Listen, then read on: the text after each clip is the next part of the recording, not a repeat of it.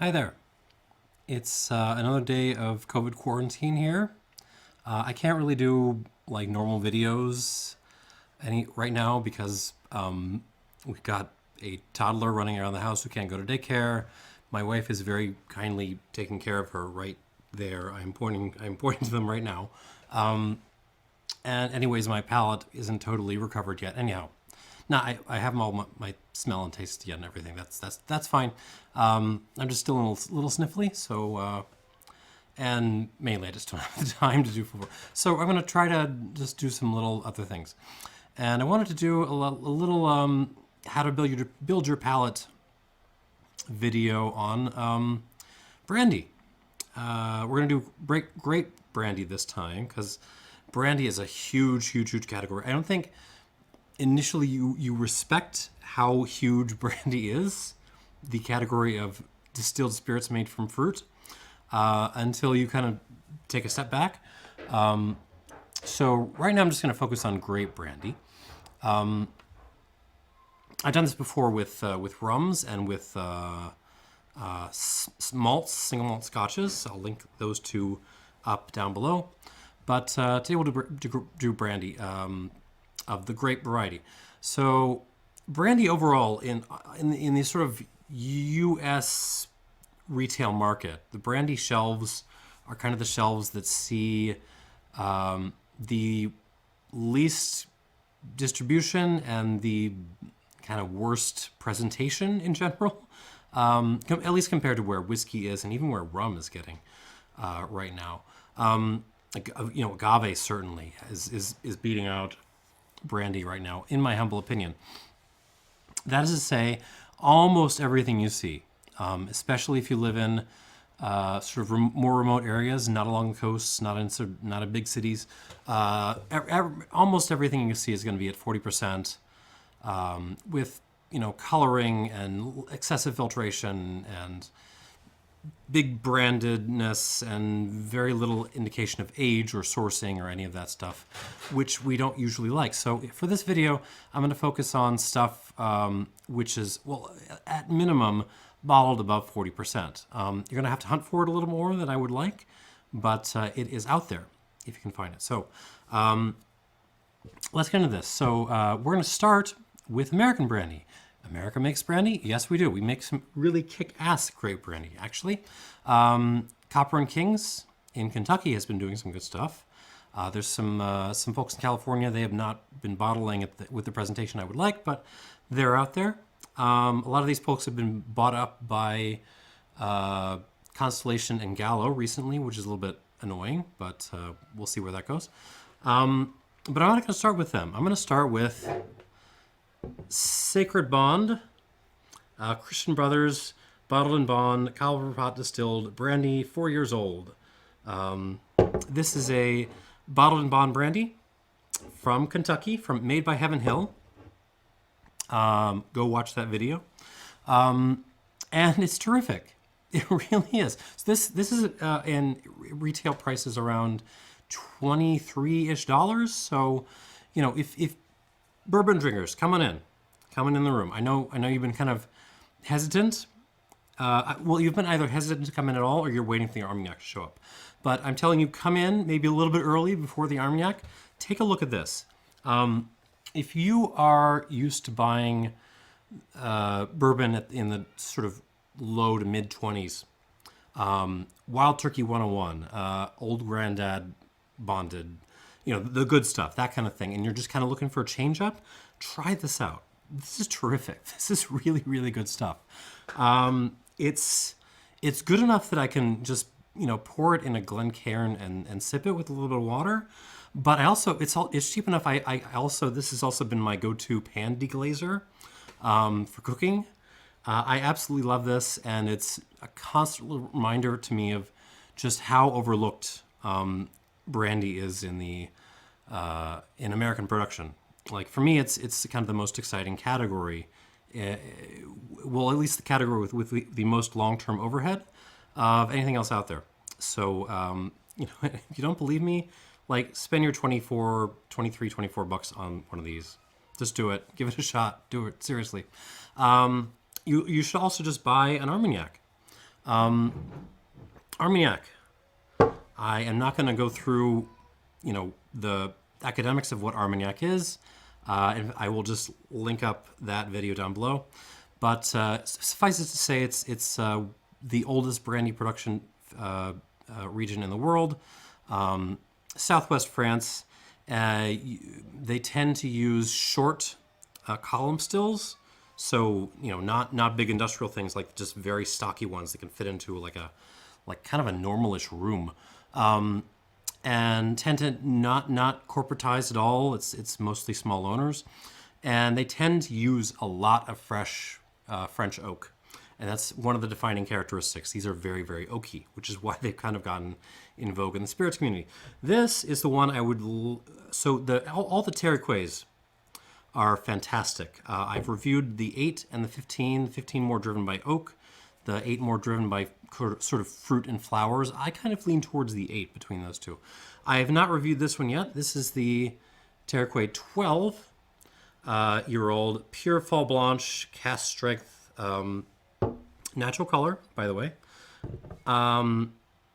I just grabbed this, and I think it might actually be my favorite of the 3. But really, any of those, they don't get great distribution in the US, but they're out there. But did I mention that all the things I'm going to be doing here are going to be stuff distributed in the US in some form or other?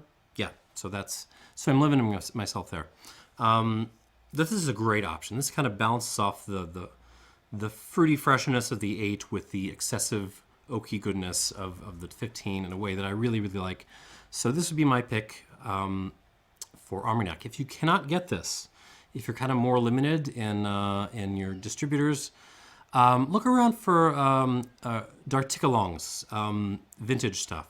Not the regular range. You want the vintage dated stuff. You don't necessarily want them because they're vintage dated or older or anything. It's just because the vintage dated stuff tends to be bottled at higher proof, which is kind of the theme for this video. This is 100 proof, obviously, and this is, what is this? 48.2, so roughly 96 proof. Anyhow, the D'Articolong vintages are bottled, I think, at 43, occasionally at 45, but usually at 43, and that makes a huge difference. You can get every year they put out something that's marked as 20 years prior to that. So right now, I think you've got what would it be, like a 92, and well, pretty soon there's going to be a 92, and there's also going to be a 2002. So they won't actually be 20 and 30 years old. They'll be like more 18, 19, and 28, 29. But you don't need to know that, and you don't need to worry about that. The one I would grab would be either the 2001 or 2002, whatever's around near you. Reasonably priced for the quality you're getting. And again, it's just the extra proof helps so much with these spirits. So again, this is less expensive and well worth chasing down if it's in your area, but D'Articolong, perfectly good backup and second choice for, expanding your pal here. But also, of course, in the southwest of France, Armagnac is not the only region distilling brandy.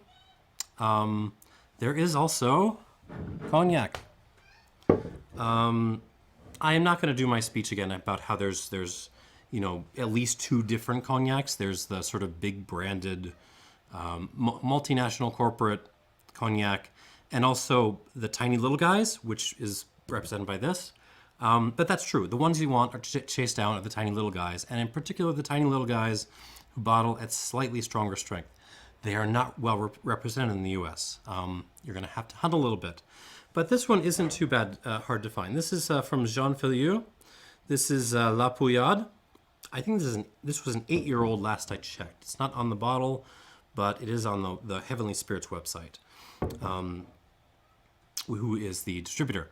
Every time I try this, I scored this like 87 plus or something. I really like this. And every time I try it afresh, I think to myself, I might have overscored this. This is more like an 85. And then I start to get more into it, and I go, no, like 86 territory probably. By the time, I kind of get to know it again, I have fallen in love all over again. I am back up there. This is just a terrific bottle of brandy. It is bottled at 42%, which you think the extra 2% would not make that much of a difference, and it absolutely does. So yeah, don't get too focused on Armagnac and the woodiness that Armagnac can often bring. Cognac is making just as good, often occasionally better stuff in a style that you absolutely need to know. This is the one that really brings. This is the region that really brings the fruit and the floral and the often a freshness, which I just don't always get in Armagnac. So well worth your exploration, and I think this is a great bottle to start at. It's about around $60 wherever you happen to be looking. Actually, this is a good place to sort of insert a caveat.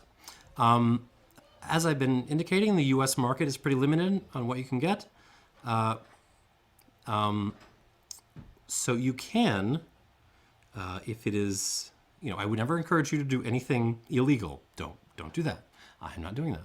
But look into the opportunities for having stuff shipped to you from Europe, because the European market has way better options for brandy, and in particular Armagnac and Cognac, than the U.S. does at the moment. But again, don't do anything illegal. I'm not telling you to do that. I'm just telling you to look into it, maybe. So we got the U.S., we got Armagnac, we got Cognac. Shouldn't that cover it? Well, there's other stuff out there. There's some great brandy from Georgia and Armenia, for example. But I got two more, and they are not those. Those are well worth exploring, but I think the other category you should be looking at, kind of a weird outsider, would be pomace brandy. Grape, you say? No, how about some Mar? Mar is French pomace brandy made from basically winemaking leftovers. There are some terrific grappas out there, but a lot of the stuff in the kind of 30 to 40 range, I don't really... Well, first of all, the presentation is not great. And also, I'm not a huge fan. Let's put it that way. Most of them I haven't reviewed, and that's because I have not bought a bottle. But this is okay. Jacolo the Petite Mar.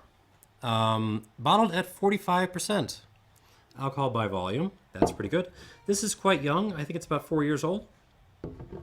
They do make an older version and a more expensive version, the Authentique, in a bigger bottle. I don't like it at all. I think they've overdosed it. It's just too sweet for me. This is not too sweet for me. This is excellent. I think it actually competes very well with some of the Armagnacs and stuff in the $30 to $40 price range. Very different in style, right? This is pomace brandy. This is just much funkier in general. But I mean, as long as we're talking about grape brandies, this needs to be on your map. You need to be thinking about this. And there's another one that should probably be on your map in the same kind of context. What would that be? Are we moving on to Georgia and stuff? No, not exactly. There's one more. No, I'm gonna set it too far away. Pisco. You should really think about... Okay, now the bourbon people are running away from me because this obviously does not have any oak on it. That's okay. Brandy in general and grape brandy in particular do not need aging to be sort of palatable. This stuff is pretty nice to sip in a way that sort of unaged grain spirit is not. It doesn't have the same kind of nasty fusel off notes. Pisco, not a category that's totally out of the oven yet, I think, but it's one to watch in kind of the medium term, as I think there's going to be more awesome stuff filtering out of Peru and Chile over the next decade or so as people just kind of discover what's there. But in the meantime, some of the stuff that's already out there is pretty good and definitely worth a buy. This is the Barsol Jacolo, which is the blend, headed by Quebranto, which is the big workhorse grape over there.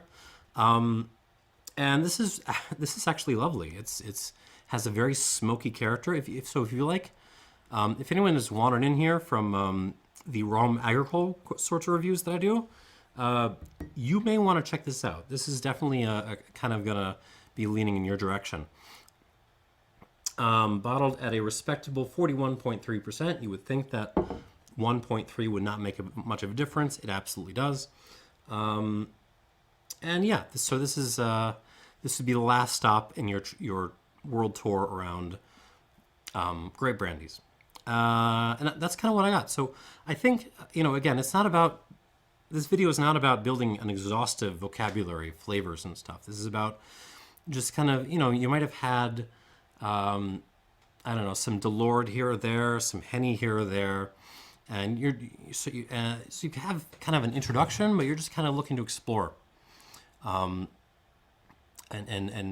build a range a little bit. I think these, if you've got all of these, you've got a good base to build from to sort of start to explore those little corners of cool weirdness. That's about all I got. Hope this is helpful. And happy brandy times. I don't know. I've been in quarantine for like 6 days. My brain is gone. Thanks for watching. Bye.